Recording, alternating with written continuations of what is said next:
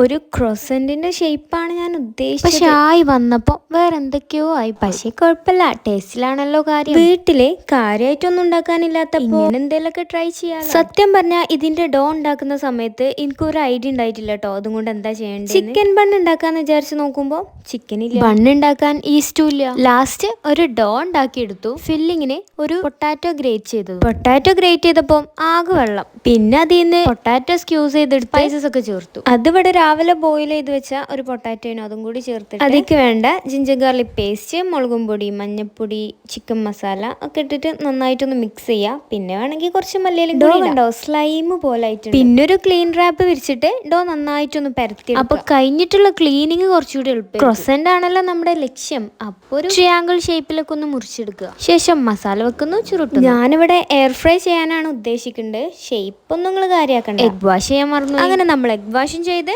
വീണ്ടും അങ്ങനെ കുറച്ച് സമയത്തിന് ശേഷം നമ്മുടെ സാധനം ഇവിടെ റെഡി ആയിട്ടുണ്ട്. ഇതിപ്പോ പൊട്ടാറ്റോ ഫില്ലിങ് ഓക്കെ ആണ്, പക്ഷെ ചിക്കൻ ആയിരുന്നെങ്കിൽ ഒന്നുകൂടെ അടിപൊളിയായി. ഇത് ഞാൻ ഉണ്ടാക്കിയ സാധനത്തിന്റെ ടേസ്റ്റ് കൊണ്ട് ഇടുന്ന എക്സ്പ്രഷൻ അല്ല, നാവ് പൊള്ളിപ്പോയതാ. സാധനം അടിപൊളിയായിരുന്നു, പക്ഷെ ചിക്കൻ ആയിരുന്നെങ്കിൽ ഒന്നുകൂടെ പൊളിച്ചേനെ. അപ്പൊ ഓക്കെ, ബൈ.